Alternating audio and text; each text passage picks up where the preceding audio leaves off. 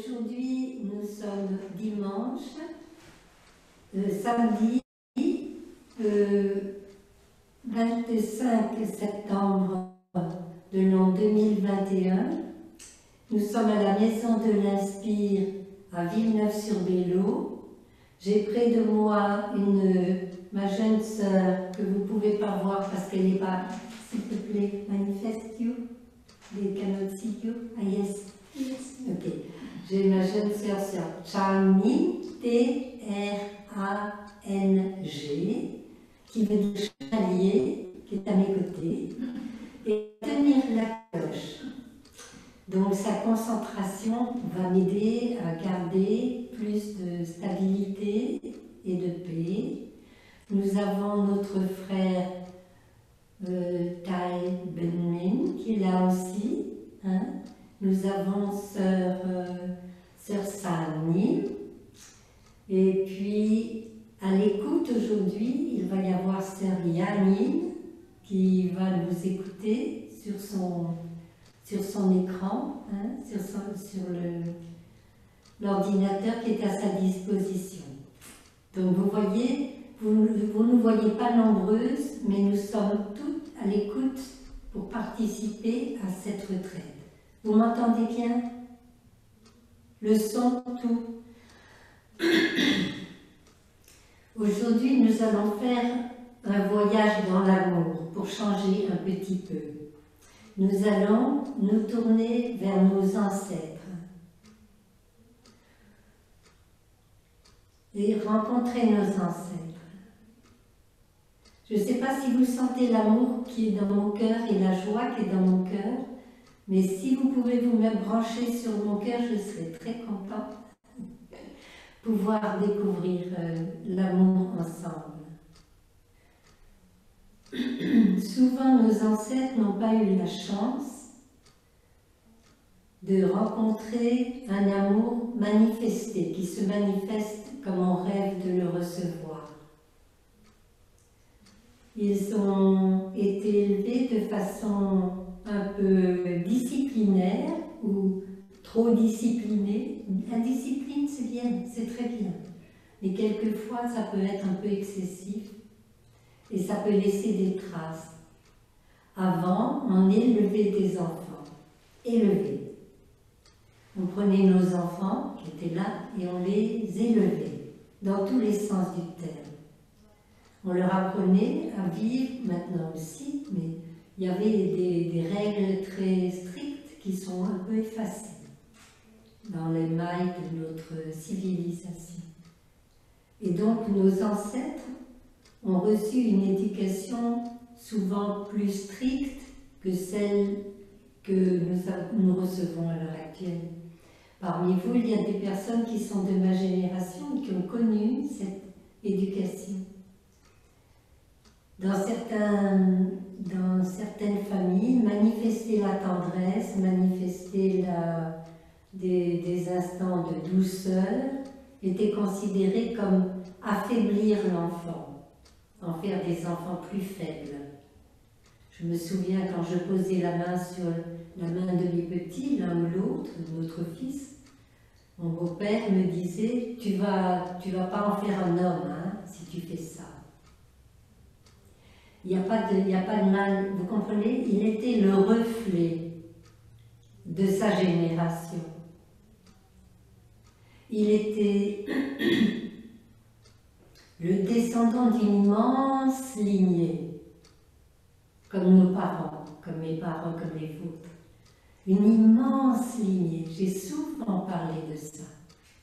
Remonter à travers le temps et l'espace pour découvrir les expériences qu'ont vécues nos ancêtres et pour mieux comprendre pourquoi nos ancêtres sont et se manifestent comme ils sont. Une rose dans un jardin ne naît pas par elle-même. Il a fallu un rosier qui est né d'une graine de rosier, etc. à travers le temps et l'espace. Donc, nos ancêtres ont fait tout ce qu'ils pouvaient pour nous apporter le mieux, le meilleur. Quelquefois, on ne voit pas ça, n'est-ce pas? Quelquefois, on reste accroché à certaines difficultés, à certaines souffrances. Quand on lit, je ne sais pas si vous avez eu l'occasion de lire le livre Vipère au poing d'Hervé Bazin. Là, on peut voir comment il y a une culture de la souffrance aussi. Et le maintien de ces souvenirs, alors qu'on est adulte, le maintien de ces souvenirs de souffrance. Hervé Bazin, en tant qu'enfant, si ma mémoire est bonne, j'ai lu ça, je devais avoir 18 ans, quelque chose comme ça, je ne l'ai pas relu depuis. Mais il a eu une belle-mère qu'il appelait Folcoche. Et c'était pour lui vraiment vivre en enfer avec elle. Et il a gardé précieusement dans son cœur le souvenir de toutes les souffrances qu'il a vécues. Et c'est là le danger. Avec nos parents, nous avons eu des moments merveilleux, mais aussi des moments difficiles. Parce que nous intersommes, nous vivons ensemble, sous un même toit la plupart du temps, et nous sommes en résonance les uns avec les autres. Donc, quand papa ou maman traversaient des moments difficiles, que ce soit la maladie, ou que ce soit des difficultés concernant le travail, la relation interparentale, les besoins d'argent, le manque d'argent, etc., nous ne pouvions pas faire autrement que d'être dans ce flot d'énergie. Je ne sais pas, tu as éliminé la traduction. Donc, c'est très important de savoir cela. Nous sommes en résonance les uns avec les autres. Notre papa, quand il est né, devinez, c'était un tout petit bébé. Et quand il était près du cœur de sa maman, c'était un tout petit bébé, tout petit. Puis il a grandi. C'est très important de repartir là-bas pour pouvoir le comprendre. Il a vécu les mêmes difficultés que nous au moment de la naissance. Il a vécu des moments qui étaient difficiles aussi, en tant que petit garçon. Il a été aimé, mais il a été aussi grondé. Comme un petit enfant, il a fait des bêtises. Il a peut-être été malade. Peut-être papa et maman étaient très occupés. Mais un jour, il a rencontré sa princesse et il a donné naissance à une merveilleuse personne qu'il a devant moi. Et il en va de même pour maman. Une petite fille toute petite qui a rencontré aussi des souffrances et qui s'est heurtée à quelquefois beaucoup d'incompréhension, comme papa, qui n'a pas reçu la tendresse toujours parfaite qu'elle aurait rêvé d'avoir, parce qu'on a quitté un nid si merveilleux qu'on ne rêve que de se retrouver dans un nid merveilleux à l'extérieur. Un nid merveilleux, c'est dans maman. C'est le paradis de l'enfant, disent les Asiatiques, les amis asiatiques. Donc on recherche ça. On recherche la tendresse, on recherche des caresses, on recherche à être nourri, secouru, aimé. Je vais vous lire un court passage. Je vais faire ça, j'ai pris des textes de Tell pour accompagner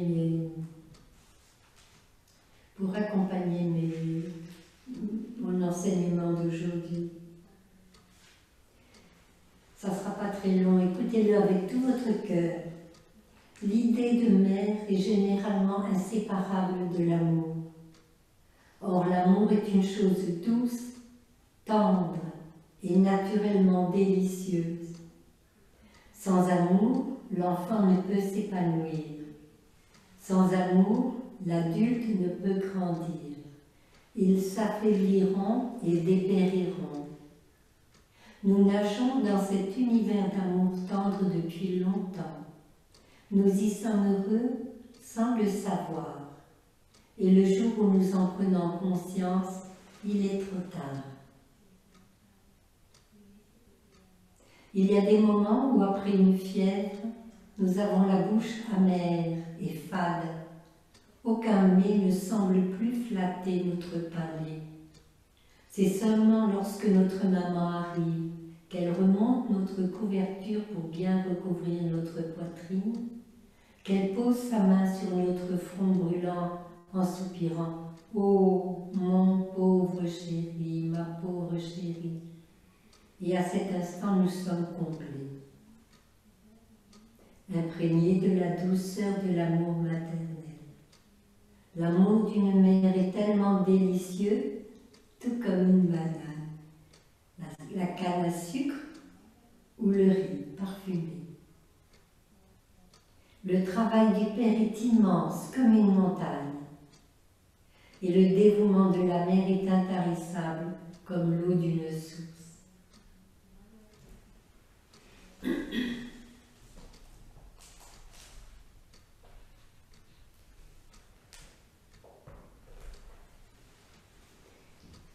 Qui est papa? Qui est maman? Qui es-tu? Si vous les avez encore vivants, vous avez de la chance. L'autre jour, j'ai regardé une photo que mon frère a prise de maman, où elle était toute petite, elle a 99 ans dans quelques jours, toute petite, toute fragile. J'ai été très touchée. De temps en temps, c'est un tigre, mais elle était là toute fragile, et j'étais profondément touchée par sa fragilité. Et quelque chose pouvait passer par-dessus la rencontre du tigre que j'ai de temps en temps avec maman. Qui est-elle? Qui était-elle, petite fille? Je connais bien sa vie, elle me l'a raconté. Et toi, mon papa, qui es-tu? On peut en parler au présent. Qui es-tu? Et même si on les a pas connus, il y a eu quelqu'un qui a pris soin de nous, qui fait qu'on est là. Et papa et maman sont à l'intérieur de nous. Et si on les a connus, souvent on ne les connaît pas en réalité. Qui es-tu? Qu'est-ce qui explique en toi cette tendresse, mais aussi ces moments de tigre? Qu'est-ce qui se manifeste en toi, mon papa? Qu'est-ce qui se manifeste en toi, ma maman? De quelle famille es-tu issue? Comment vivaient les ancêtres, les grands-parents? Quelles étaient leurs priorités? Avaient-ils un travail très difficile ou beaucoup de soucis? Papa ou maman avaient-ils perdu quelqu'un dans leur famille auquel ils tenaient beaucoup et qui faisait qu'ils étaient des personnes tristes? Qu'est-ce qui s'est passé dans ton cœur, mon papa? Qu'est-ce qui s'est passé dans ton cœur, ma maman? Parce que tout cela nous bâtit, vous comprenez. Nous sommes construits à partir de cela. Nous sommes construits à partir de ce que papa, de ce que maman ont été quand ils étaient petits, quand ils étaient jeunes adolescents, quand ils étaient jeunes hommes, jeunes femmes. Et puis, quand ils nous ont eus, quand ils nous ont élevés. Nous sommes construits par le passé de nos ancêtres. Ils sont très vivants en nous.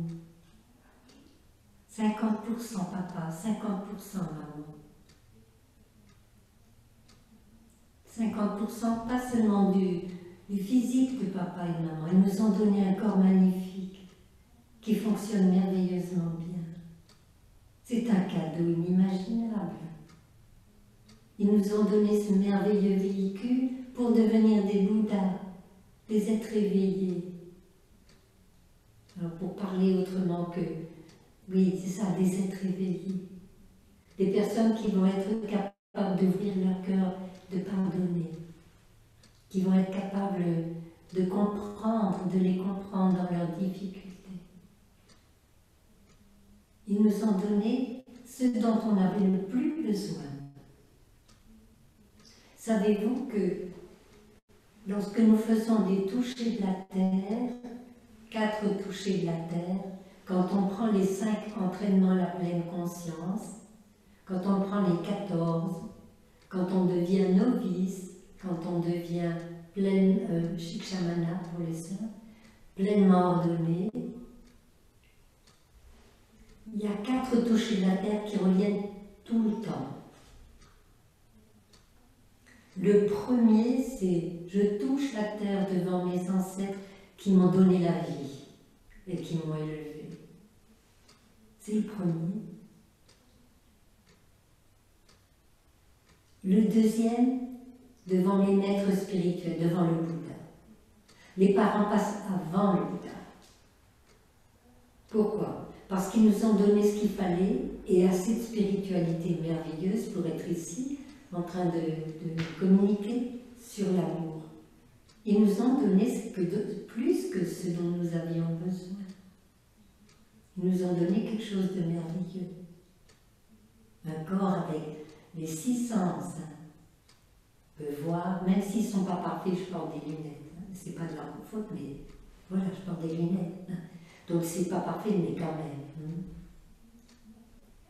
La vue, l'odorat, le goût, le toucher, l'audition,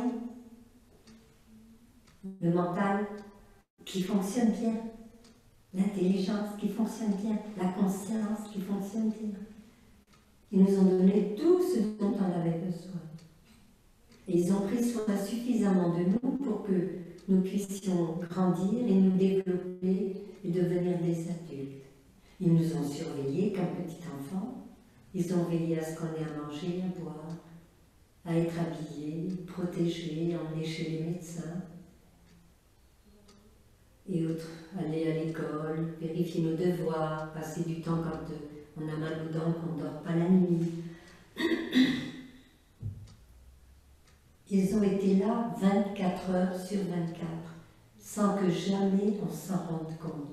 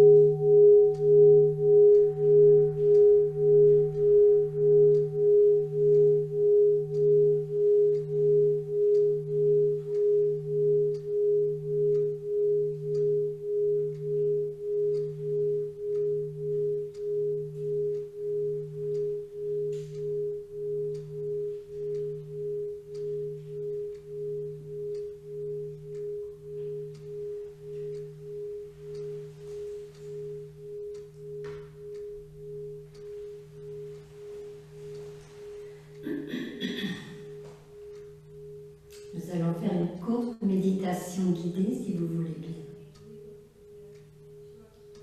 On retourne, on prend bien une bonne position. Vous êtes tous très beaux, mais prenez une belle position. Se redresse un petit peu.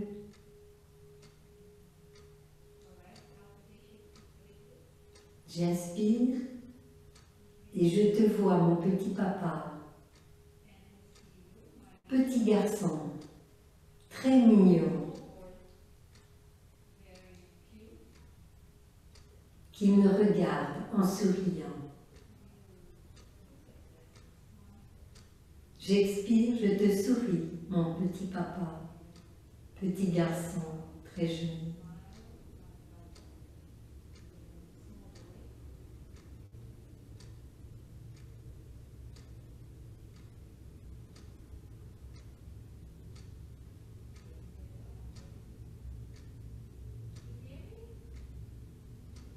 J'inspire et je te vois, mon petit papa, 4-5 ans, fragile, vulnérable et qui pleure.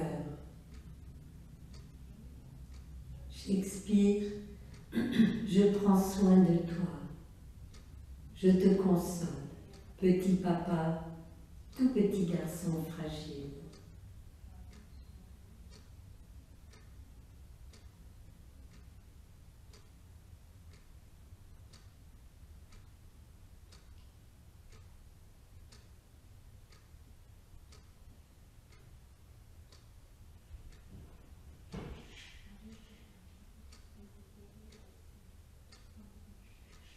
J'inspire et je te vois, ma petite maman, petite fille très mignonne, qui me regarde et sourit.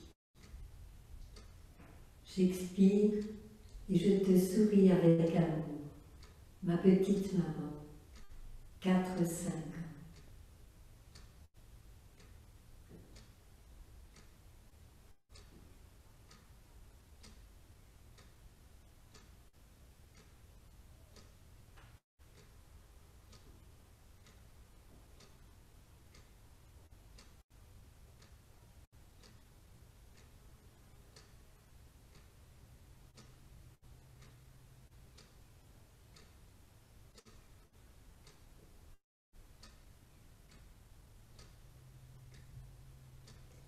J'inspire et je te vois, ma petite maman, 4-5 ans, fragile, vulnérable, qui pleure, grondée.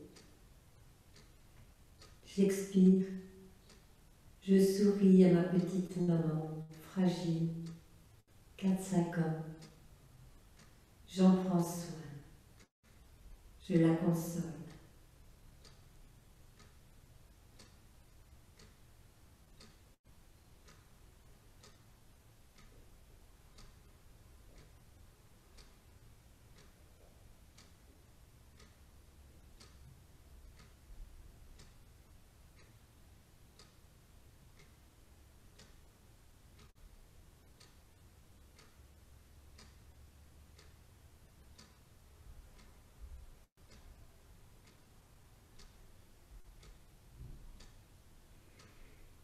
Oui, ils ont été des enfants, des tout petits. Oui, ils ont été comme nous, aimés, quelquefois grondés, quelquefois punis. Ils sont le résultat de la grande lignée parentale des deux côtés. Ils nous ont transmis tout ce qu'ils étaient et toutes leurs expériences à travers leurs gènes. Tout est écrit dans les gènes, toutes les expériences, pas seulement de papa et de maman, mais des grands-parents, des arrière-grands-parents, des arrière-arrière-grands-parents, arrière-arrière-arrière-arrière-arrière-grands-parents. Tout est inscrit dans nos gènes. Et ils nous ont transmis toutes leurs expériences. Si nous avons su mettre nos chaussures, pied droit, pied gauche au pied gauche, ça représente des heures, des années de pratique d'une maman, d'un papa, d'une grand-père, d'une grand-mère, d'un frère aîné, d'une sœur aînée, pour arriver à mettre nos chaussures. C'est une montagne de patience. Élever un enfant, c'est une montagne de patience. C'est merveilleux. Enfiler une petite culotte. Moi, je me souviens de ma petite sœur Magali. Elle voulait enfiler sa culotte toute seule, elle l'avait mise sur la tête. C'était très, très joli, mais ce n'était pas du tout le but. Et donc, il fallait, en tant que sœur aînée, juste lui expliquer. Non, tu vois, il y a 2 petits trous là, c'est pour tes petits pieds. Et puis en plus, c'est pas dans le bon sens, c'est dans l'autre sens. Des heures, des jours, des années, avec l'amour, de temps en temps un peu d'impatience, mais avec l'amour. Sinon, on ne saurait pas s'habiller, on se promènerait comme des petits vers de terre. Manger. Avez-vous vu un enfant apprendre à manger? Comment un enfant apprend-il il a mangé? Qui lui apprend à manger? Je ne parle pas de la petite, toute petite enfance, même tenir un biberon. On lui apprend à tenir un biberon. On lui apprend à s'asseoir. On lui apprend à se mettre à quatre pattes. On lui apprend à se tenir sur ses petites jambes. Et quand il fait un pas, toute la famille pousse des grands cris. On se téléphone de famille en famille. Elle marche. Elle a fait ses premiers pas. Combien d'heures, combien de jours, combien de patience et combien d'amour pour que nous ayons pu nous tenir debout sur nos petites pattes et marcher.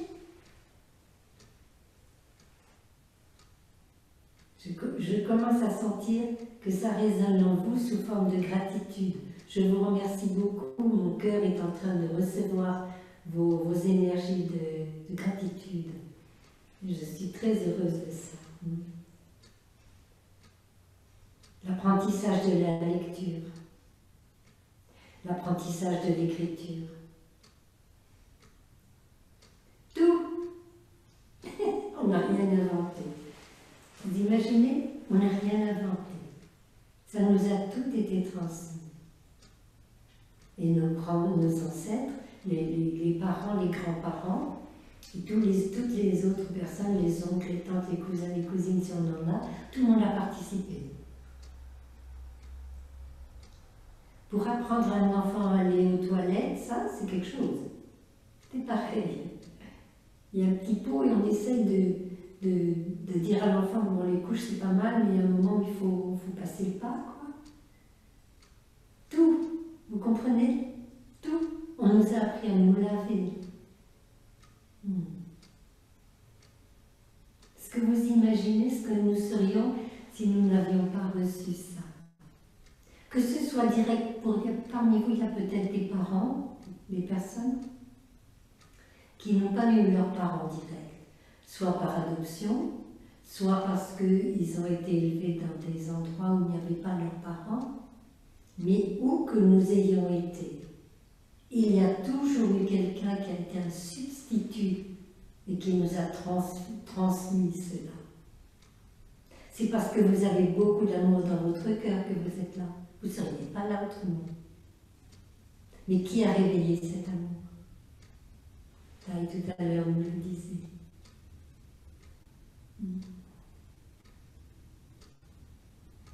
C'est ça, juste ça qu'il faut aller rencontrer quand on est fâché avec quelqu'un de nos ancêtres. Pas content après nos parents? Qui es-tu, mon papa? Qui es-tu, ma maman? On cherche, on joue à Sherlock Holmes. Ça, c'est une idée que j'ai. J'adore cette idée-là. On ne dit pas j'adore sur les mots. J'aime beaucoup cette idée-là. Avec le chapeau sur la tête et avec les deux bandes bien attachées sous le menton. Vous le voyez, il est là devant vous, ça va? Bien, pour pouvoir rencontrer nos ancêtres, on dénoue le petit nœud, on le relève et on l'attache sur la tête. Alors on a les deux oreilles découvertes, on va pouvoir écouter. On va pouvoir se tourner vers la personne. Et quand la personne va parler, on va pouvoir faire tout ce qu'on peut pour l'écouter. Avec un cœur bien calme, bien doux. Mais pourquoi j'aime tellement Sherlock Holmes? Qu'a-t-il de spécifique encore? Quel est l'outil de sa pratique? Quelqu'un qui connaît l'outil de la pratique? Dans sa poche, il a une loupe grosse et il regarde à fond. C'est la vision profonde. Il pratique l'arrêt, il relève pour écouter. Et puis il sort la loupe pour pouvoir regarder en profondeur. Avec ces deux outils-là, un bon chapeau comme ça, qui tient chaud aux oreilles quand on n'a pas besoin d'écouter trop en profondeur, on se promène tout seul dans son île intérieure, et avec la loupe, on peut faire face pour écouter nos ancêtres et nos descendants, bien sûr. Et nous passons du temps juste dans le calme pour écouter. L'écoute profonde, c'est quelque chose de très remarquable. J'ai essayé de vous trouver. Je vais vous trouver ça dimanche soir.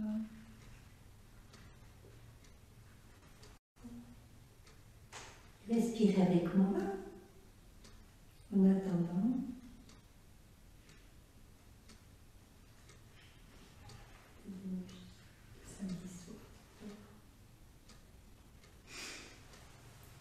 Je vous ai dit que je vous offrirais un petit peu de taille, des enseignements, mais là c'est un sutra.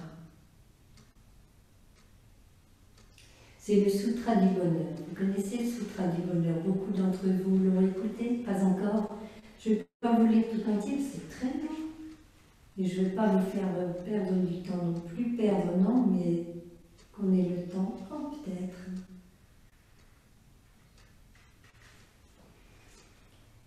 Ainsi ai-je entendu le Bouddha enseigner. Un jour, il demeurait encore au monastère d'Anathapindika, dans le parc de Jeta, non loin de Shravasti. Ce jour-là, tard dans la nuit, un dieu apparut et rendit visite au Bouddha. Sa beauté et son rayonnement illuminèrent tout le parc. Après s'être incliné devant le Bouddha avec respect, le dieu le consulta en lui récitant un poème. Nombreux sont les dieux et les hommes qui désirent savoir ce qu'est le vrai bonheur, menant à une vie saine et paisible. Je vous prie, ô honorés par le monde, enseignez-nous. Et voici la réponse du Bouddha. Vous tenir loin des malfaiteurs, vivre en compagnie des sages, vénérer ceux qui sont dignes d'être honorés. Ceci est le plus grand des bonheurs. Vivre dans un bon environnement, pouvoir planter de bonnes graines et suivre un bon chemin, ceci est le plus grand des bonheurs. Avoir une éducation, donc il faut les parents, avoir une éducation et un bon métier, savoir pratiquer le Vinaya, c'est-à-dire les règles de vie, les règles correctes, et utiliser la parole aimante. Ceci est le plus grand des bonheurs. Prendre soin de vos parents, chérir votre famille, exercer une profession qui vous convient, ceci est le plus grand des bonheurs. Vivre dans la droiture et la générosité, aider vos parents proches et lointains, vous comporter d'une manière irréprochable, ceci est le plus grand des bonheurs. Vous abstenir de faire le mal, de prendre de l'alcool et de la drogue, faire toujours le bien aussitôt que vous le pouvez. Ceci est le plus grand des bonheurs. Être humble, poli et reconnaissant, vous contenter de peu, ne pas manquer une occasion d'apprendre le Dharma, ceci est le plus grand des bonheurs. Être persévérant, se transformer et progresser dans la bonne direction, être proche des moines et des moniales, hors du temps du Covid, assister aux discussions du Dharma pour apprendre, ceci est le plus grand du bonheur. Vivre dans la vigilance et la pleine conscience, apprendre les vérités profondes et merveilleuses, faire l'expérience du nirvana, ceci est le plus grand des bonheurs. Vivre dans la société sans jamais avoir le cœur affecté par celle-ci, demeurer dans la paix, toute souffrance éteinte, ceci est le plus grand des bonheurs. La personne qui réussit à vivre ainsi sera en sécurité où qu'elle aille, sera solide où qu'elle arrive, car le plus grand des bonheurs vient d'elle-même. Ce sont des enseignements directs du Bouddha, ce sont la chance de pouvoir... Oui, je préfère, ma chérie, quand tu es assise pour écouter le Bouddha. Merci. Merci beaucoup. Oui, ce sont les paroles mêmes, ce sont ces paroles. Vous voyez que pour être heureux, il faut une vie simple, toute simple, mais que les parents et la famille tiennent un rôle important. On va demander une cloche, s'il te plaît, sœur.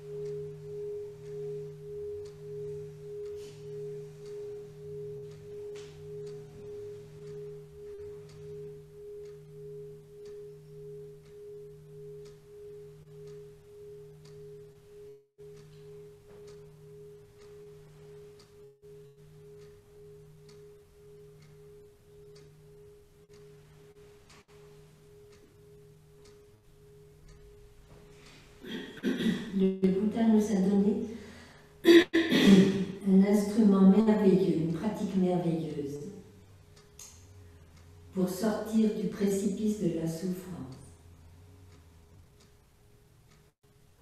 Il nous a offert les 4 nobles vérités. La majorité d'entre vous les connaît par cœur. La première vérité, c'est la souffrance. C'est-à-dire quand la souffrance apparaît, il faut la reconnaître. Il faut savoir ceci est la souffrance. C'est très important. Et je parle là, je suis en train de parler quand on contemple son passé, ou quand il y a une pensée qui vient du passé, d'une maltraitance, ou quelque chose qu'on a considéré comme une maltraitance qui viendrait de nos ancêtres. Puisqu'aujourd'hui on traite des ancêtres, on peut s'en servir ailleurs pour autre chose. Donc reconnaître la souffrance, la nommer. Oui, maintenant je suis en train de souffrir. Je me souviens qu'il y a ça qui s'est passé. Je ne l'ai pas digéré puisque c'est encore là. Ça reste là. C'est donc que j'ai pas trouvé le moyen de transformer. Une fois qu'on a reconnu la souffrance et qu'on a pu mettre un mot dessus, ça peut être aussi la jalousie, l'attitude de papa ou maman, des grands-parents vis-à-vis d'un autre enfant, un frère aîné, une sœur aînée, le petit qui vient naître, celui-là il vous prend votre place, c'est effroyable, de toute manière. Donc, voilà, on regarde, on se penche là-dessus, on regarde, et on nomme. Alors, ce que nous apprend le Bouddha, le Seigneur Bouddha, c'est une fois qu'on a nommé, qu'on a mis un nom sur la souffrance, c'est de l'énergie de la souffrance, ce n'est que de l'énergie. C'est la même énergie que l'amour, c'est la même énergie que le don, c'est la même énergie que la vie, c'est l'énergie de vie qui se manifeste sous cette forme-là à ce moment-là. Cette énergie de souffrance qui monte en nous comme ça.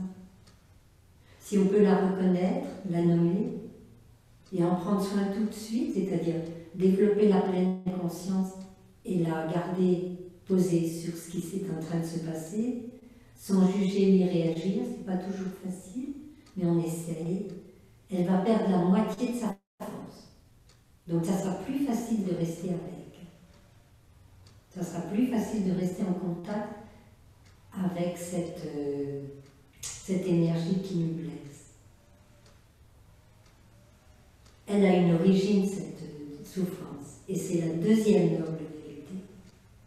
Oui, elle a une origine. La souffrance a une origine. Et il y a un chemin qui mène à la souffrance. On reconnaît son origine et on voit comment on cultive. Comment nous cultivons jour après jour, consciemment ou inconsciemment, des souffrances du passé, des difficultés qu'on a eues avec nos parents, des reproches qu'on leur fait dans le fond de notre cœur. On les cultive, vous savez, mais ce sont des ronces, et puis en plus des ronces, il y a des orties. Les ronces, ça pique, mais il y en a d'autres, ça gratte. Alors on cultive ça. Exactement comme M. Hervé Bazin, je ne sais pas s'il est encore vivant, hein, comme M. Hervé Bazin a fait avec Folcoche. Il a cultivé jour après jour après jour, sa colère, sa haine, sa frustration, son désespoir. Il y avait des raisons, mais c'était passé, c'est-à-dire, Folcoche, elle n'est plus là, quoi. Elle n'est plus là pour nous faire de la peine, elle n'est plus là pour nous tenir sous sa férule, elle n'est plus là pour nous faire du mal. Donc on regarde l'origine et on regarde le chemin qui nous mène vers la souffrance. Ça, c'est un très grand chemin, vaste, plein d'orties, des pierres coupantes, tout ce que vous voulez. Vous pouvez y mettre tout ce que vous voulez, que vous connaissez bien, irritant, violent, heurtant, blessant, et nous cultivons jour après jour. Donc la pensée, quand elle monte dans la conscience, elle vient de la base où elle dormait. Elle s'est réveillée, elle est montée, ça a provoqué la souffrance, nous la regardons, nous la reconnaissons, nous l'apaisons. Et nous ne cherchons pas à la repousser, nous ne cherchons pas à la refouler, nous ne cherchons pas à la nier. Elle est là, c'est une réalité. Ce n'est que de l'énergie. Elle peut se transformer en énergie d'amour, de compassion, de pardon, vis-à-vis de nous-mêmes et vis-à-vis de l'autre. Donc c'est très important. On a trouvé l'origine, on regarde le chemin qui nous conduit à la souffrance. Si on prend la deuxième noble vérité, si on prend bien soin de notre souffrance, si on respire avec bien calmement, en la reconnaissant, et comme une maman qui prend soin de son enfant, nous dit Taï. Taï est à la fois un papa et une maman, vous savez, spirituel. Un papa et une maman, pas plus doux sur cette planète que Taï, comme papa et comme maman. Il nous apprend le vrai, l'amour véritable.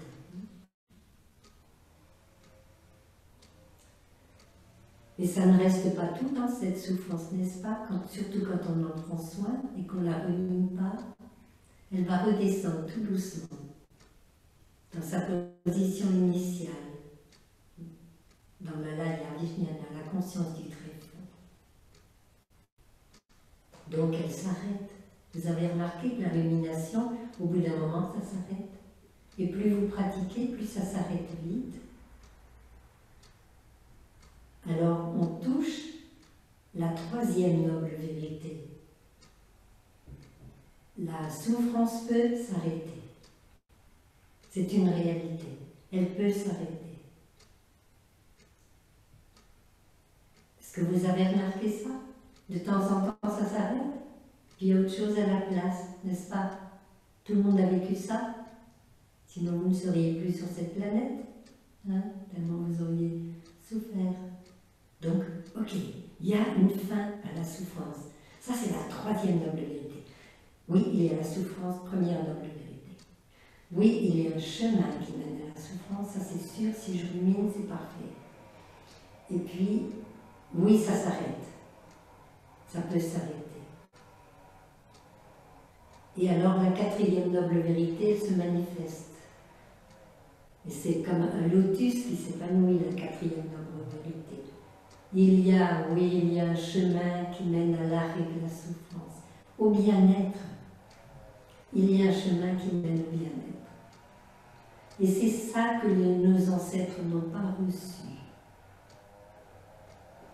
Nos ancêtres n'ont pas reçu ce chemin. On ne leur a pas appris qu'il ne fallait pas cultiver la souffrance. On leur a dit, bon ben ça y est, essuie tes larmes, c'est fini. Ils ne savent pas comment on peut pratiquer avec la souffrance, comment on peut la transformer, cette souffrance, en compréhension et en amour. Donc oui, il y a un chemin qui mène à la cessation de la souffrance.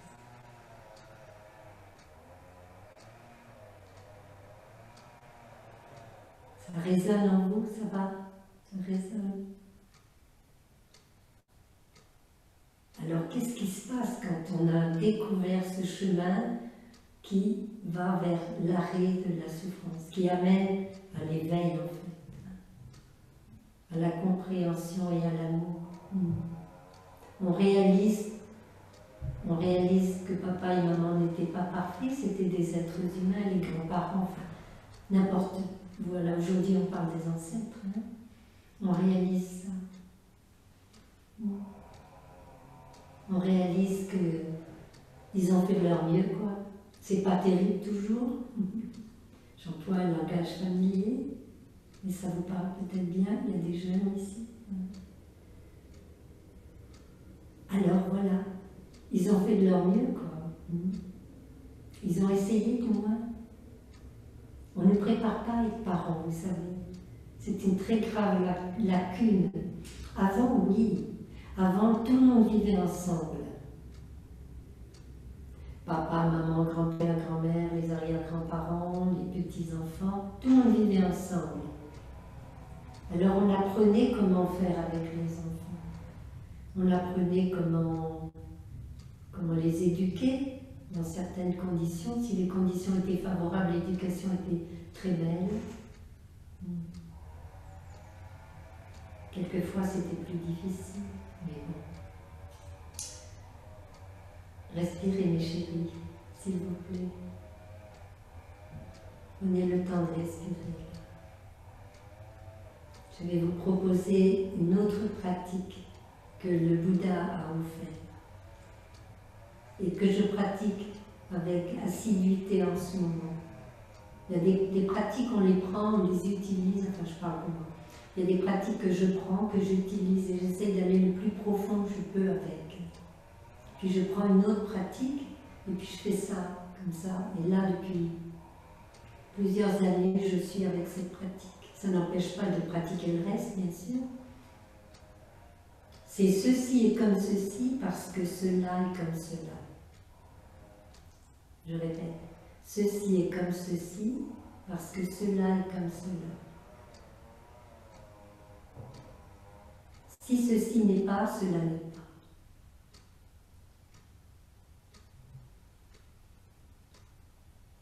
C'est ça, je peux vous dire, pour moi, c'est vraiment la loupe de mon ami Sherlock Holmes,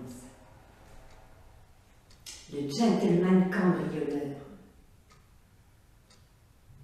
Regardez. Si papa et maman avaient reçu dans leur héritage parental plus de compréhension, plus d'amour,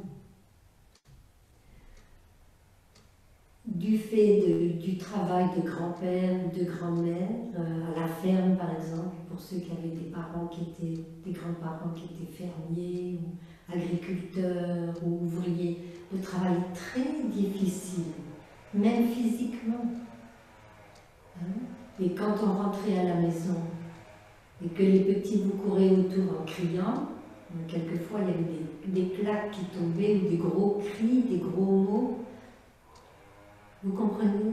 Même aujourd'hui, quelquefois, les parents sont excédés par leur travail devant les computers, là, les ordinateurs et autres choses. Quand ils rentrent, ils sont exténués. Pour les Parisiens, ils font quelquefois 1 heure ou 2 heures de route pour aller au travail. Quand ils rentrent, ils sont excédés, fatigués. Ou bien ils sont malades, ou bien ils sont dépressifs parce que rien ne fonctionne exactement comme ça pourrait fonctionner, etc. Ceci est parce que cela est. Ceci est comme ceci parce que cela est comme cela. Quelquefois, en tant que parent, on aimerait bien ne pas avoir levé la main sur son enfant parce qu'on avait reçu des fessées ou des claques, et qu'on s'était promis, absolument promis, de ne jamais dire ou jamais faire ce que papa ou maman ont fait. Et puis on le fait. Hein? C'est parce que l'ancêtre en nous, les ancêtres en nous, la lignée, toute la lignée, se continue en nous. Et que le modèle n'a pas été un modèle qui nous a permis d'épargner ce geste. Donc il faut se les pardonner, il faut se pardonner ça. Il faut voir qu'au moment où on a levé la main, il y avait des milliers de mains qui se levaient en même temps qu'elle. Et que l'enfant qui a reçu, à l'intérieur de l'enfant qui a reçu, il y avait des milliers d'enfants en ascendance qui recevaient aussi. Ceci est parce que cela est. Ceci est comme ceci parce que cela est comme cela.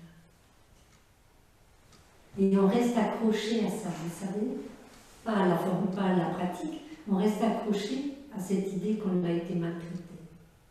Mais il y a tout le reste qui prouve qu'on a été quand même bien traité, puisque on a grandi, on est en bonne santé, on a été habillé, on a été soigné, on a reçu tout ce dont on avait besoin, on a reçu l'éducation.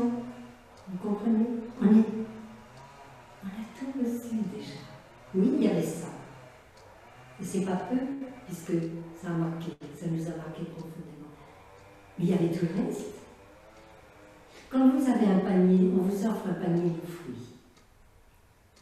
Un panier de fruits avec des fruits que vous aimez. Puis dessous, il y a un ou deux fruits qui ont été tachés, hein, qui ont été abîmés, un peu blessés, qui risquent de s'abîmer et d'abîmer le reste du panier. Vous allez les ressortir du panier, vous allez les mettre de côté, n'est-ce pas? La personne n'a pas fait exprès de vous donner des fruits qui allaient pourrir, n'est-ce pas? Donc, on enlève les fruits, on les contemple. Oh, ils sont magnifiques, magnifiques. Oh, il y en a deux là, ils ne sont pas terribles. Je vais m'en servir, je vais en faire une compote. Et je remets les fruits et les autres dans la campagne. Et je sais qu'ils m'apportent beaucoup de bonheur et de substance de vie. Vous arrivez à me suivre? Oui, ça va. Je vous invite à faire une très belle corbeille de fruits de tout ce que nous avons reçu. De façon à ce que nous ne restions pas toujours accrochés à ce qui est souffrance.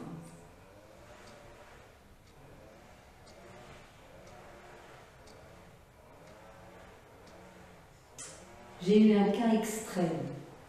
Beaucoup de personnes viennent pour me parler, j'aime bien les écouter et je les aime tout court. Tout court, ça veut dire beaucoup, hein? C'est-à-dire, j'attends rien, on a un échange, quoi. Je les aime. Cette personne avait été vraiment abusée dans son enfance. Elle avait fait une grosse erreur. Sa maman l'avait laissée seule et elle avait fait une grosse erreur. Sa maman travaillait énormément, son papa était infirme et elle avait 5 enfants. Et elle les élevait autant qu'elle pouvait, aussi bien qu'elle pouvait. Et un jour, elle avait laissé mon amie toute seule. Elle devait avoir 7 ans, jouer toute seule à la maison. Puis elle était allée au bord du canal, la petite, elle avait joué avec un copain, ils étaient tombés tous les deux dedans. Ils avaient été sauvés in extremis. Et donc quand la maman est rentrée, je peux vous dire que les voisins lui ont fait comprendre qu'il fallait emmener la petite partout où elle allait. Or, elle était prostituée. Je vous passe tout, hein, d'accord? La petite a été obligée de vivre ce que sa mère vivait. Et elle avait contre sa mère une haine farouche, et en même temps, il y avait de l'amour au fond, parce qu'un enfant, quoi qu'on lui fasse, malgré tout, au fond de lui, il y a de l'amour pour les parents. Il ne comprend pas pourquoi il l'a eu, parce qu'on lui a fait de la misère quand même. Et un jour, Sœur Champon lui est venue, elle a donné un enseignement. Elle nous a fait faire des touchés de la tête. Mon ami était près de moi, c'était dans... Elle nous a fait faire ça à Saint-Étienne, à l'extérieur. Et mon amie a été prise de vomissements incoercibles. Elle a été obligée de quitter les touchés de la tête. Elle est venue à la maison, donc on a apprivoisé tout doucement. Et un jour, elle m'a dit la vérité. Et peu de temps après le départ de Sœur Champon, elle m'a dit « Tu sais, j'aimerais bien aller sur sa tombe. » Je vais vous demander une minute.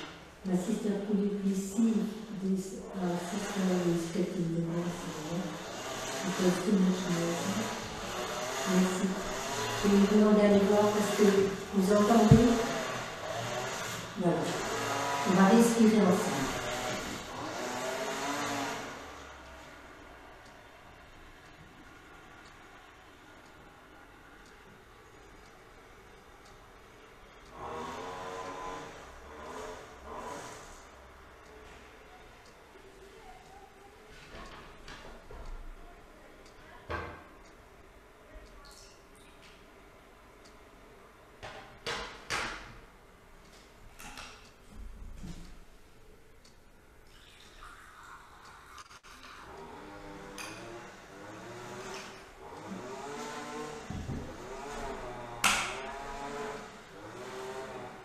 Je vais continuer quand même, je vais simplement augmenter ma voix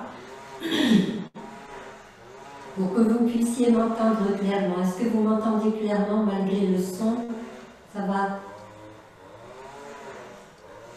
Alors elle m'a demandé de l'accompagner pour apporter des fleurs pour la fête de sa maman, apporter des fleurs au cimetière. Accrochez vos ceintures s'il vous plaît, pour que vous puissiez découvrir comment on peut pratiquer, même dans des cas complètement extrêmes. Complètement extrêmes. Et ce que je vais dire, respirez quand je vais le dire. Ça va vous apprendre quelque chose. C'est fort, mais ça va vous apprendre quelque chose. Ça va vous apprendre qu'il est possible de comprendre et de pardonner n'importe quoi. Et tout ce que je dirais, c'était la vie de mon ami. Je vous passerai tout ce qui est prostitution, bien sûr. Mais cette maman, comme elle faisait du mal à sa fille et qu'elle n'aurait jamais voulu lui faire ce mal, et que c'était parce que la gamine avait fait des bêtises, elle lui a fait payer. Elle était malheureuse comme tout quand sa fille était abusée, mais elle lui faisait payer. Je ne sais pas si vous comprenez, mais c'est terrible. Alors, on va respirer ensemble. Et on va regarder, s'il vous plaît, que dans le positif de ce que je vais dire. Vous voulez bien? C'est une très belle expérience. Vous allez voir, j'ai été guidée. Hein. J'ai demandé de l'aide à Taille, à Souko, dans mon cœur, la protection de Jésus, de Marie. J'étais entourée.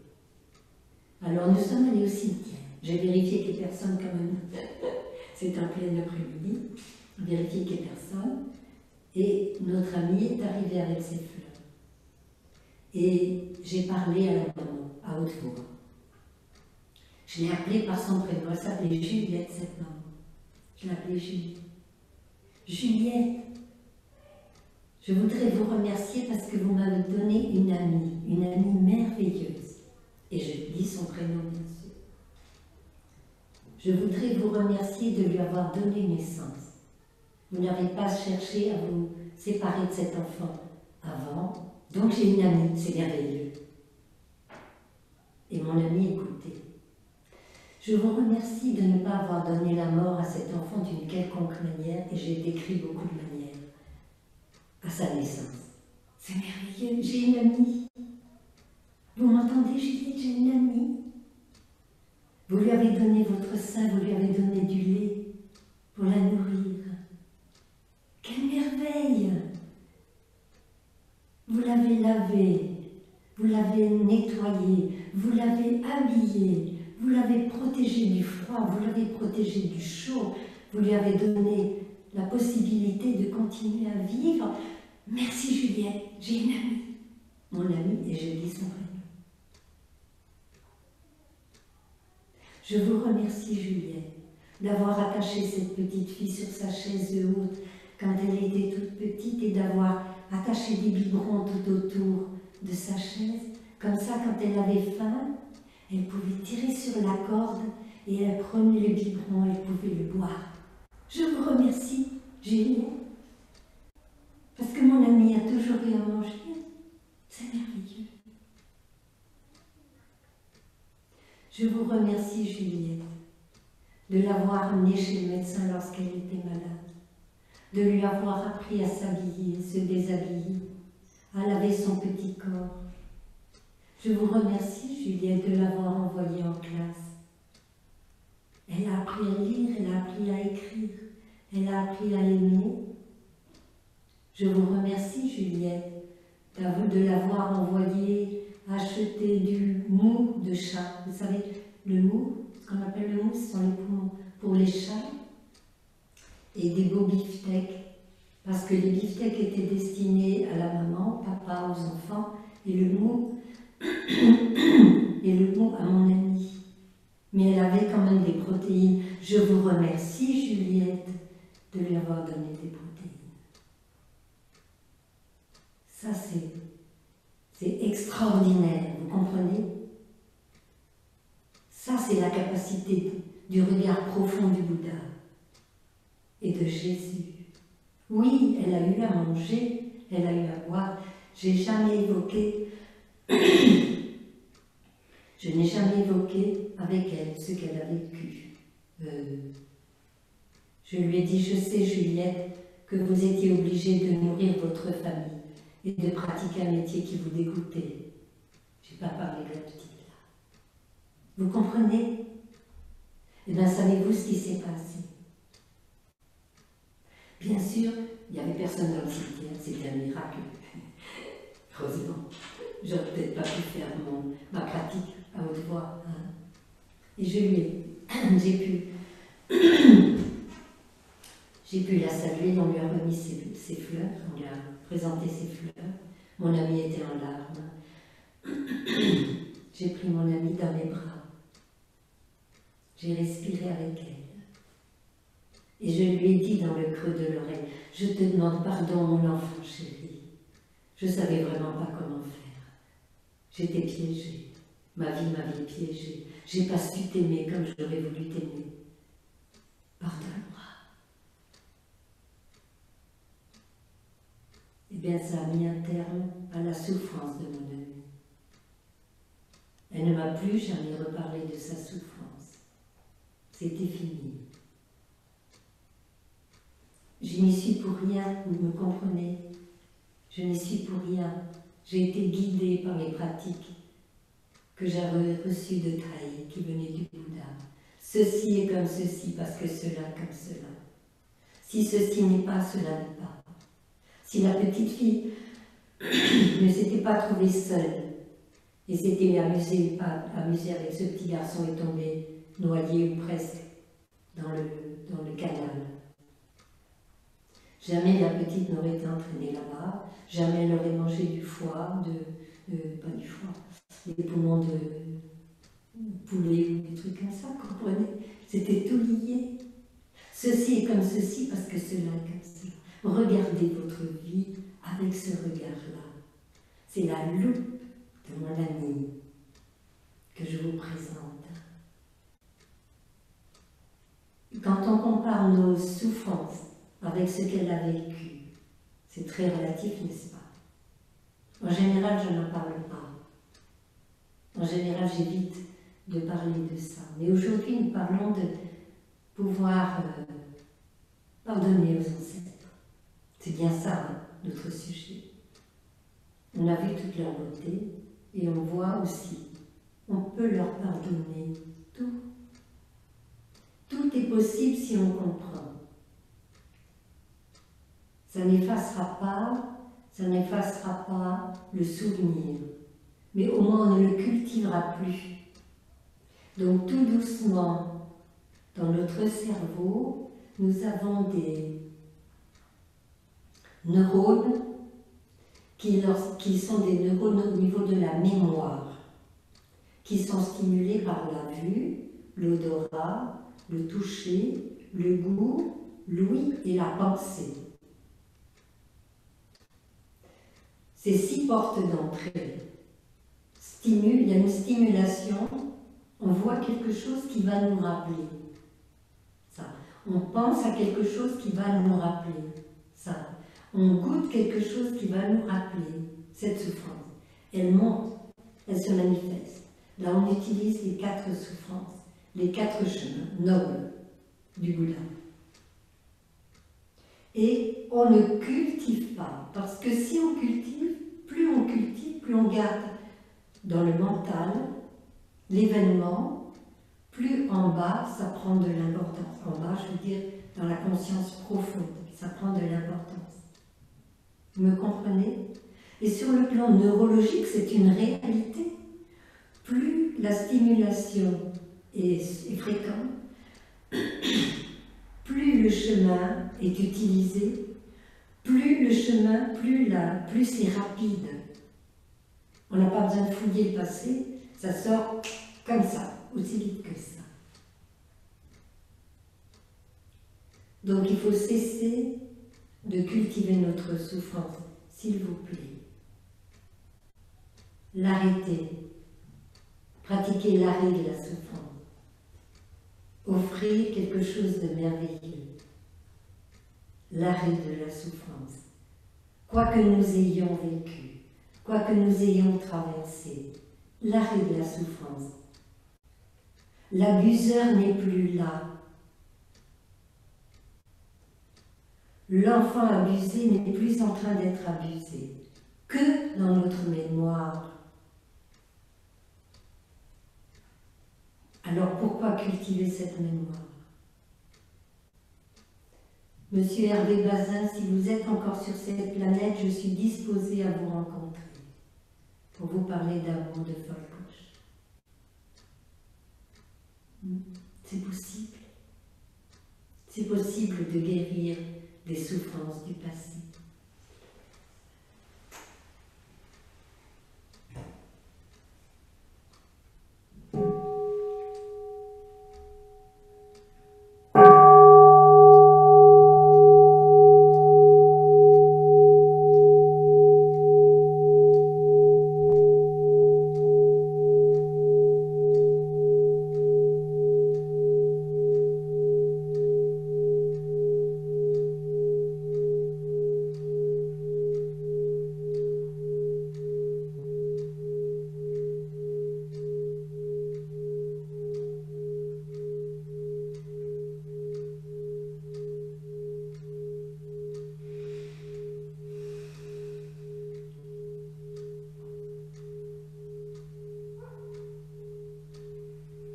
Alors promenez-vous avec vos ancêtres. Redevenez un petit enfant, ou bien si c'est trop difficile de les voir en tant qu'adultes, parce qu'ils vous ont fait des misères quand ils étaient adultes, essayez de les voir comme des petits-enfants. Vous, vous êtes l'adulte et eux, ils sont les petits-enfants. Et vous vous promenez, vous faites des marches méditatives de bonheur. Vous pouvez courir, sauter, danser, jouer. Le zen, c'est pas triste. Le zen, c'est devenir un enfant dans un corps d'adulte. Un enfant, mais dans un homme sage, une femme sage, qui connaît, qui sait, et qui laisse la liberté à sa capacité. J'ai reçu des photos de Chantal et Isa. J'ai reçu des photos très belles qui me font voir qu'elles ont la loupe dans leurs mains, la loupe de mon amie. et qu'elles sont allées regarder la beauté des fleurs et des insectes. Ça vaudrait presque la peine d'en faire un petit livre, un livret ou quelque chose comme ça, pour regarder cette beauté. C'est là-dedans qu'on guérit, vous savez. C'est là-dedans. C'est en allant regarder la beauté qui nous entoure. Il faut beaucoup de patience pour regarder cette beauté, vous savez. Il a fallu du temps, un très bon appareil photo, mais il a fallu l'arrêt, la pratique de l'arrêt, la pratique de la respiration consciente, la pratique de la contemplation, la pratique de la compréhension profonde de la vie de l'insecte. Des photos mémorables, magnifiques. C'était pour mon anniversaire, je vous remercie beaucoup mes deux amis. Et j'espère qu'il y aura beaucoup de personnes qui pourront en profiter, hein, qui pourront vraiment profiter de ce que vous avez fait comme merveilleux travail. Il y a une biche qui vient faire un bisou à une statue du Bouddha. C'est délicieux, c'est délicieux. Hein. C'est là-dedans que vous pouvez guérir, que nous pouvons guérir. C'est en allant rencontrer la beauté là où elle se trouve, tout autour de nous. J'ai vu des arbres qui avaient été abattus par les tempêtes, des pommiers qui avaient été abattus par la tempête, qui fleurissaient couchés par terre. J'ai eu le bonheur de m'occuper de personnes très gravement malades, mourantes ou très handicapées. J'ai toujours vu la fleur, j'ai toujours vu l'arbre en fleur dans ces personnes-là. Jésus m'avait fait voir le chemin et Taï m'a arrosé ce chemin. Donc depuis très longtemps, c'était comme ça dans ma vie déjà. Quand nous regardons quelqu'un, essayons de toujours regarder dans la direction de son cœur. La graine d'amour est là, la graine de bonheur est là. Elle ne demande qu'à être arrosée. Si nous regardons tout le temps ce qui ne va pas dans l'autre, nous ne pourrons jamais arriver à l'aimer ni à l'aider à fleurir. Il nous reste un quart d'heure. Je vais m'arrêter là dans mon parcours. Est-ce que quelqu'un parmi vous, il y a des batteries qui sont là? My dear sister, I see that the battery are very low. Merci. Heureusement qu'elles sont là, je ne pourrais rien faire du tout sans elles, sans mes sœurs. C'est une merveille. Voilà, donc quelques secondes, la batterie va changer de couleur, elle est rouge, là tout à fait droit, comme ça, petite rouge, et ça va changer. Voilà. Et je vois apparaître aimer, c'est être. Voilà. S'il y a quelqu'un qui a des questions, je sais que vous allez avoir des questions-réponses. Vous allez avoir des questions-réponses et que nos frères et sœurs vont vous répondre. Donc là, c'est un petit peu. Et nous aurons dimanche après-midi, nous allons avoir un atelier où il pourra y avoir aussi quelques questions-réponses. Parce qu'il n'est pas très long cet atelier. Donc quelqu'un voulait parler, c'est Myriam, c'est ça Myriam? Si tu veux bien ouvrir ton...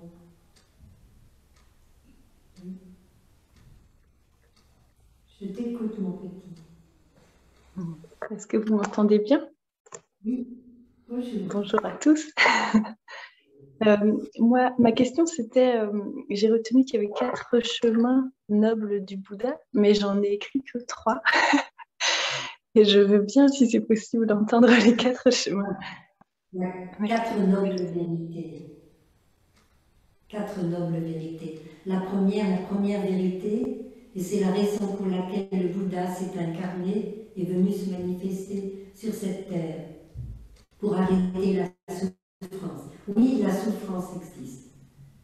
C'est la souffrance, la première noble vérité, la souffrance. La deuxième noble vérité, il y a un chemin qui mène à la souffrance. La façon dont nous vivons, dont nous cultivons à la fois notre corps et notre esprit.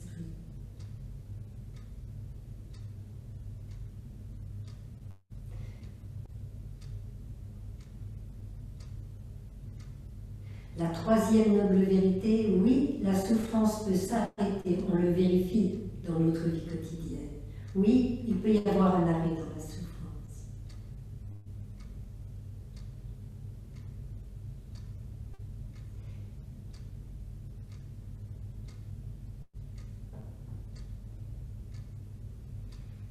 Et la quatrième noble vérité, il y a un chemin qui mène à l'arrêt de la souffrance, qui mène au bien-être.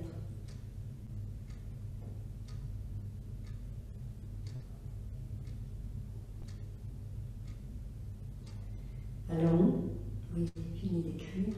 Notre maître utilise préférentiellement, plutôt que souffrance, le mot mal-être, et pour l'arrêt de la souffrance, le mot bien-être. D'accord? Il y a un chemin qui mène au bien-être. C'est lâcher prise du passé. C'est définitivement partir le passé. C'est une arme énorme que nous avons contre nous, des personnes qui nous font du mal. C'est de garder en mémoire. Il y a des personnes qui se laissent mourir pour punir les autres. Vous savez, c'est terrible. Au lieu de pouvoir profiter de cette merveilleuse vie qu'on a là, à portée de main. Donc il faut faire très attention à la façon dont nous cultivons notre esprit. Voilà. Ça va, petite Myriam? T'étais tout? Pour le reste, ça va pour toi? Oui? Alors, au revoir Myriam. Y a-t-il quelqu'un qui a une question, qui voudrait me poser une question? Oui, c'est Annie, c'est ça? Marie-Ange. Non, Anne-Angèle. Anne-Angèle, parce que c'est avec mes Bonjour à lunettes. tous. Anne-Angèle. Vous êtes tous là en toute petite post-it. Anne-Angèle, oui. Anne-Angèle qui s'incline. Merci, beaucoup de gratitude. Bonjour à tous. Merci, très chère sœur, pour votre enseignement qui m'apaise toujours. Merci, je suis en gratitude. Je comprends humblement que pour le passé, le retour à moi-même, à ma respiration, à l'acceptation et le chemin. Mais je rencontre toujours une difficulté dans la pratique pour aujourd'hui avec l'arrêt et le retour à ma respiration et en parallèle, comme si les émotions plus que l'esprit, les émotions dans le corps prenaient quand même toujours un peu le relais, un peu le pouvoir entre guillemets et s'opposaient à mon apaisement. C'est plus en fait les émotions qui souvent me submergent que mon cerveau. J'arrive maintenant quand même un peu avec la respiration ici et maintenant à faire la paix avec les choses, mais plus difficilement avec les émotions qui ont une tendance à submerger mon corps. Voilà. Et je ne parviens pas à... Pour aujourd'hui, en tout cas, ma respiration ne suffit pas. Voilà. Donc, je ne sais pas comment faire. Gratitude, chère sœur. Nous avons pris l'habitude, depuis que nous sommes enfants, de suppresser, pas supprimer, mais refouler nos émotions. Notre maître a une image qui est très belle, que je trouve très parlante plutôt que belle, très parlante. Nous sommes dans le salon et on entend un bruit infernal de la cave et on ne veut pas descendre à la cave. À la cave, parce qu'à la cave il y a des monstres, on sait très bien qu'ils vont nous submerger, qu'ils vont nous dévorer, qu'ils vont nous... Vous comprenez ce que je suis en train de dire? Et si on descend à la cave, c'est juste une cocotte minute qui est en train de tourner, on enlève le bouchon et ça s'arrête. On éteint le feu dessous et ça s'arrête. Est-ce que cette image va vous aider, Marie-Ange? Oui, oui. Il faut laisser les émotions monter. On les a tellement refoulées qu'elles ont pris beaucoup de force. Il faut les laisser remonter. Il ne faut pas lutter contre. Elles sont là, elles s'expriment. C'est une partie de l'expression de nous-mêmes, vous voyez. C'est une expression de nous-mêmes. On nous a... Allez, arrête de pleurer. Moi, j'ai entendu dire par mon oncle, allez, vas-y, pleure, tu feras moins pipi ce soir. Voilà. C'était une façon très gentille d'accueillir. Il y était pour rien, il l'avait probablement pas inventé. Comprenez? Ceci est comme ceci parce que cela est comme cela. S'il a sorti ça, c'est parce qu'il l'avait entendu. C'est un jeune garçon. Donc, on ne nous a pas appris à prendre soin de nos émotions. Donc, c'est la petite fille à l'intérieur de vous qui trépigne de souffrance et d'émotion, et la grande personne qui dit, enfin, essaie de te tenir tranquille un peu, quoi. Tu me gâches la vie. Alors, vous pouvez l'imaginer, vous imaginez, vous, petite fille, exprimant votre émotion, devant vous, près de vous. Vous vous mettez sur le souffle, vous arrêtez, et vous lui dites, vas-y mon chéri, exprime ton émotion, fais-moi voir. Fais-moi voir. C'est-à-dire qu'elle va sauter, peut-être crier, peut-être taper contre la porte, peut-être, voilà. Eh bien, oui, mon cœur, je sais, tu souffres, je suis là pour toi. Et vous respirez pour elle. Parce que ça, c'est ce qui est enfermé. Ça, c'est ce qui est prisonnier. Je ne vous demande pas de taper contre les portes. Laissez la petite fille faire ce qu'elle veut faire. Le petit garçon, parce qu'il y a des messieurs qui sont là, qui soutiennent nos enseignements. Merci d'être présents les uns et les autres. Vous savez, c'est très très important ça. Hein, c'est très important. On donnait des coups de pied dans une porte, on criait et on recevait des fessées. Moi j'ai reçu des grosses fessées. Je sais de quoi je parle. Hein. Ça va, je n'en ai gardé aucune trace. Vous pouvez me regarder physiquement, vous ne pouvez pas tout voir, mais je vous assure, je n'ai pas de traces. Donc, ce qu'il faut, c'est écouter l'enfant. J'avais un gros problème, je n'arrivais pas non plus à m'arrêter à respirer parce qu'il y avait tellement d'émotions qui étaient enfermées en moi, ça faisait obstacle.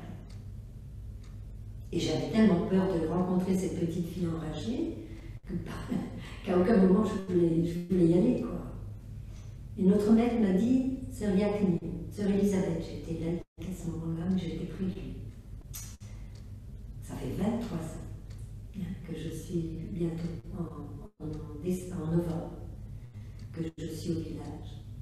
Eh bien, notre maître m'avait dit, Sœur Elisabeth, je vous demande de vivre 24 heures sur 24 avec la petite fille que vous étiez. Et je vais vous demander quelque chose de particulier. Laissez-la faire tout ce qu'elle veut faire. C'était le Pérou. Taille m'a offert le Pérou. Enfin, elle allait pouvoir faire et dire ce qu'elle voulait dire et faire.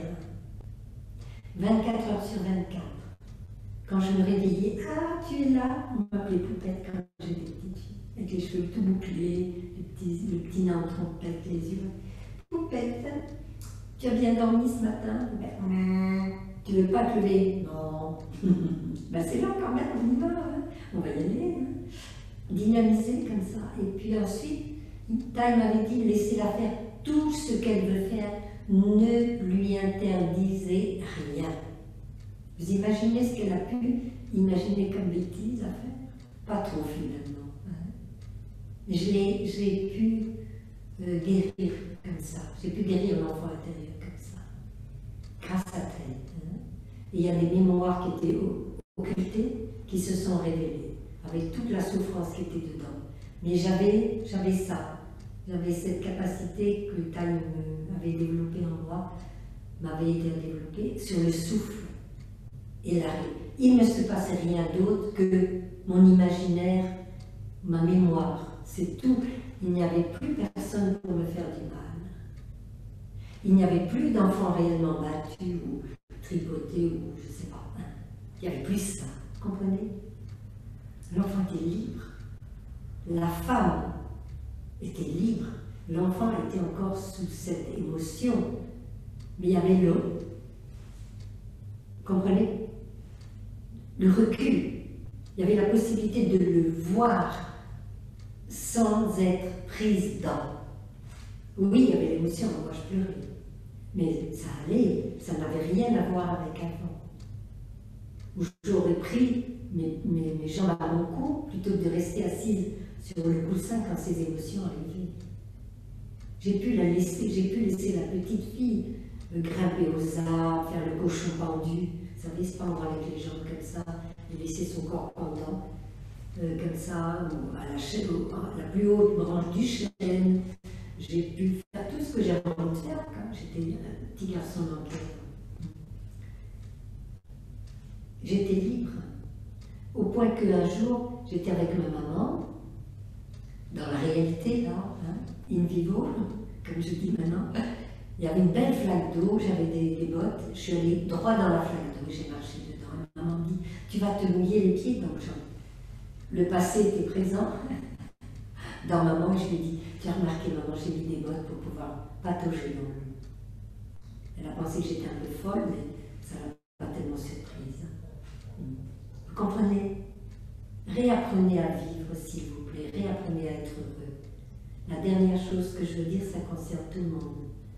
J'avais en consultation un monsieur, il est arrivé, il s'est assis, il était comme ça devant moi.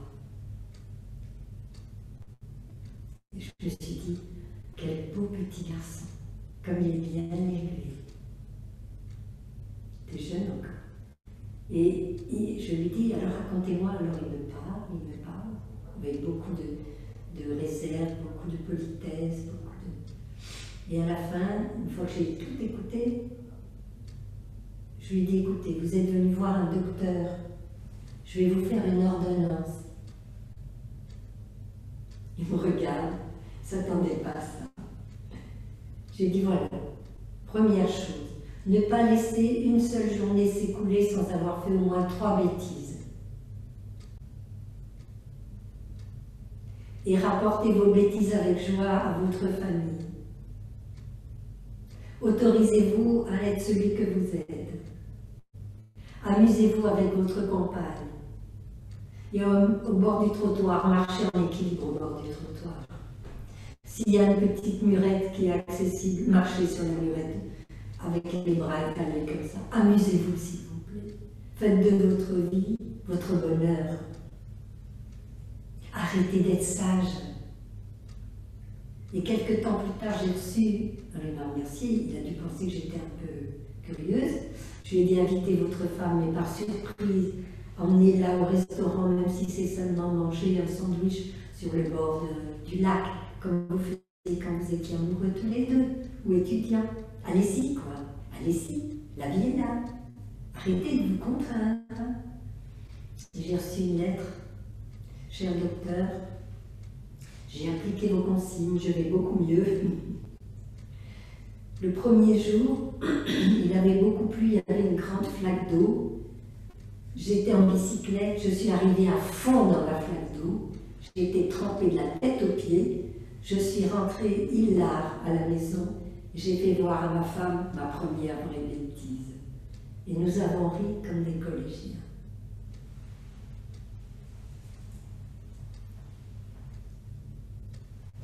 C'est l'heure, il est 11 heures.